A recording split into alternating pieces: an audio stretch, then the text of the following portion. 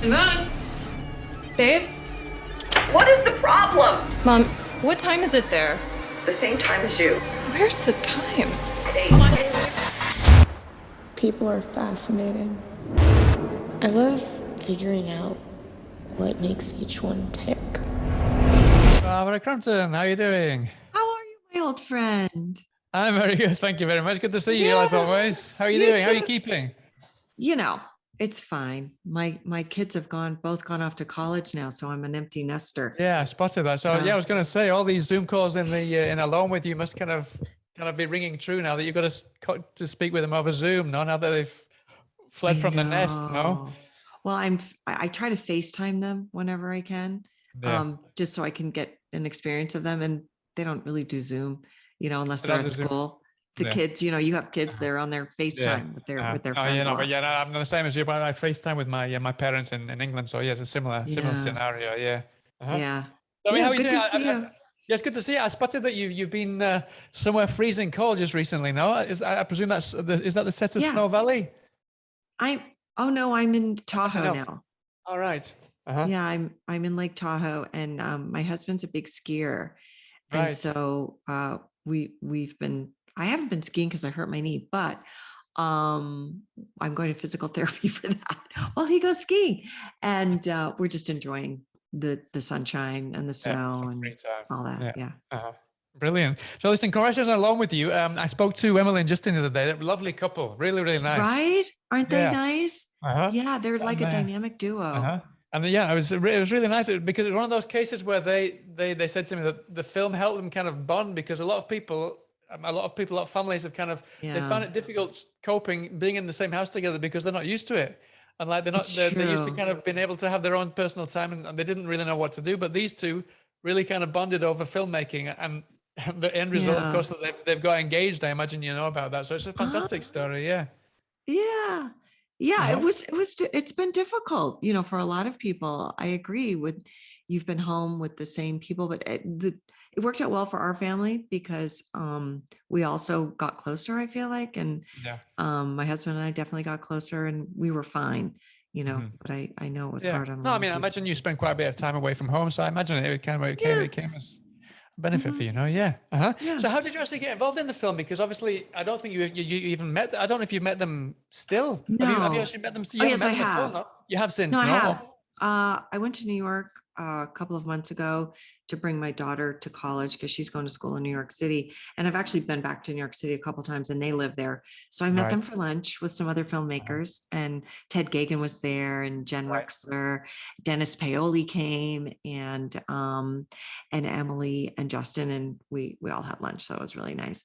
But, I work with a lot of first-time filmmakers, but I didn't know this duo at all. And they approached me through Andrew Corkin and Theo James, who were the producers on the movie.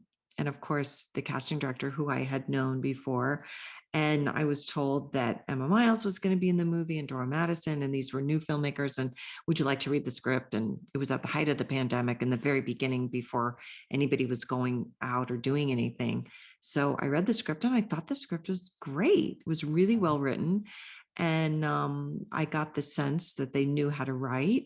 And also, I didn't know what was going to happen at the end. I knew that this woman was being sort of, haunted by different images and sounds, and she was getting a little bit more upset and frantic. But what was really going on is the mystery of the movie, and it's not revealed until the end. And I was actually surprised by the ending. I didn't see it coming, and that was refreshing for me as a horror fan. I kind of can predict sometimes when I watch movies what's going to happen, and they really surprised me. And then I spoke to them on a Zoom and got a sense of who they were, and they told me their vision of the movie and how they were going to shoot it and what they wanted to do. And they seemed very well spoken and really well prepared and answered all my questions. And I thought, why not? So I mean, you said it was really refreshing. What was really refreshing for me was the fact that it didn't, as much as I've loved certain films that have jumped on the pandemic bandwagon, like Host, for example, there's quite a few. This really didn't do that. It went completely the opposite way.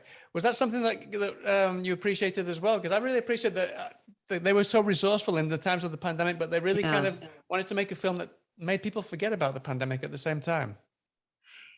Yeah, I don't know if I thought about it in terms of that at that moment, but you bring up a good point. I'm not sure if I saw Host before I signed on to do the movie. I think maybe I did the movie and then Host came out and I thought, oh, there's going to be a few more pandemic movies like this. And I did kind of think, oh, this is a little bit of a pandemic movie, but I do think that outside of the pandemic, the movie has a life of its own. It can exist without people labeling it as a pandemic movie, Yeah. because it really, without giving the story away, it really lends itself to any time period. I mean, Yeah. with the reality of what's going on in the story, because it is kind of a mystery. You could have shot this at any time and done the exact same thing, and nobody would say, "Oh yeah, you're shooting a pandemic movie." And at the same time, when I was speaking to them, it was amazing how resourceful they were in the times of the Mm-hmm. pandemic, because they were literally in their flat and they just used everything in their apartment and just used everything that they had at hand, and a couple They of used friends, everything at and hand. you over Zoom. Yeah. So, I mean, how did you prepare? I mean, because you didn't even set foot on set, how did you prepare with the two of them and kind of to kind of get yourself Yeah. in the mindset of the lead character, who is Emily also, Right. to kind of create this relationship, the mother-daughter relationship. I think we can say that you're the mother in the film, no? Yeah. How did you kind of create that and get into her mindset to kind of create to make it as authentic as possible and realistic without actually Yeah. being there with them? Right. And authentic is the operative word here. And that's a word I use a lot, as far as being truthful to what's really going on. And Emily and I talked a lot about her own dynamic with her mom, and her mom's religious and she comes from the South. And I don't think she's as unforgiving as my character or judgmental, but we talked a little bit about that. I talked about my relationship with my own children. And, you have to use yourself as much as possible to be as authentic as possible, I think, within the framework of the character. And we had a lot of discussions on Zoom and through email and by text, going back and forth for like a couple of weeks before I shot my scenes, talking about the material. We altered some of the dialogue and added some things and cut some things, and then just rehearsed a little bit beforehand on Zoom. And, obviously when people see the movie, they're just going to be blown away by Emily. She's really a terrific actress. And even though Fantastic. she's a new actress, she went to RADA in England, and, she's Yeah, went she to was telling me. Yeah, we one of were the speaking about England. Yeah. famous, fanciest schools in all the world, and studied acting. And she has quite a facile nature in being able to reach all of her different emotions. And I think that's something the character needed for this Definitely. piece. And so it was a pleasure to act opposite her, really. Yeah, I think. Have you seen that? You've seen the final product. You've seen the Mhm. completed film. Yeah. I think not only her performance must have really surprised you, because it's amazing what she can do. It's like almost like a one-man show. Obviously, there are other people, Yeah. yourself, and there's a couple more people in there. Right. But it really is a one-woman show, and she's manages to kind of really pull it off herself. But I imagine you were really surprised by the scenes that you're in, because I'm just kind of begging God that I don't get any static on the screen while I'm speaking to you right now, because those scenes that you share with her are really quite creepy. I mean, it's just kind of, the static on the screen is so effective. It's amazing. Yeah, I think they did a great job, and that's a testament to Justin as well. I think his camera work was really good, and they had some jump scares in there and creepy moments and scary moments. And the second Zoom scene that I'm on with her, where they kind of alter some stuff, I think they did that really effectively, and I didn't know how that was going to turn out. And I think they were really both quite clever. Oh no, we're really well. Yeah.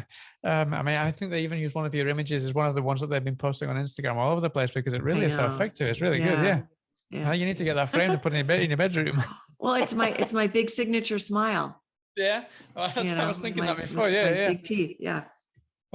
Brilliant. I mean, we're running out of time, so I just wanted to speak a little bit. I mean, obviously, you've got another couple of projects. You've been really busy the last few months.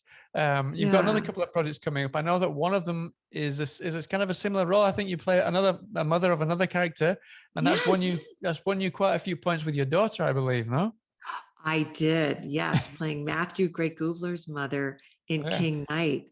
And all of a sudden, I became the star of the family. To my daughter, she's like, "Mom, you're playing Matthew's mom. So does that mean I'm kind of related to him now? Maybe he's like my half brother or something." She really wanted to come to the set and meet him. And We're having a screening of it right before the movie comes out this month. And she's going to school in New York. And she said, could you fly me in so I could meet Matthew? And I'm like, no, I can't. You have to go to school. I can't do any of that. Maybe at some point you could meet him. But anyway, that's part of the perks of the job, is that sometimes you get to work with people like Matthew, and then your daughter thinks more highly of you. But really, I mean, I love Ricky Bates Jr. and I've loved all of his movies. And when he, fantastic, for example, right, I love that movie. And when he called me, he got my phone number through a mutual friend, and he said, I'm doing this movie and I'd like you to be in it. And I said, okay, I'll do it. I didn't even read the script. Initially, I said, whatever you want me to do, because I know he's so amazing, such an auteur. I said, Ricky, if you want me to be in a movie, I want to be in the movie with you, so that you're directing. So you just, tell me where to go and what to do and what to say, but I'm in even before I read the script. And then I read the script and I thought it was beautiful and lovely and fun and surprising, because Ricky doesn't do comedies, and he decided to do a light comedy, based on witches and then this coven that Matthew and Angela Sarafian have, and it's really, just I can't wait to see that. That's out really soon as well. No, it's the 17th of February. I think that's out really soon as well. Looking forward to seeing that. I've not seen that yet, so I'm looking forward to that. Well, we've got to wrap. So thanks very much. It's always good to see you, Barbara. You too, Howard. Hello to your family. Yep, the same to you. Enjoy your time skiing with your husband, and I hope to see you sometime soon. Look I after hope yourself. to see you at Sitges sometime soon. Hopefully, hopefully sometime soon. Yep. All right. All the best. Take care of yourself. Look after yourself. Bye. All right. Bye now. Bye-bye. Bye.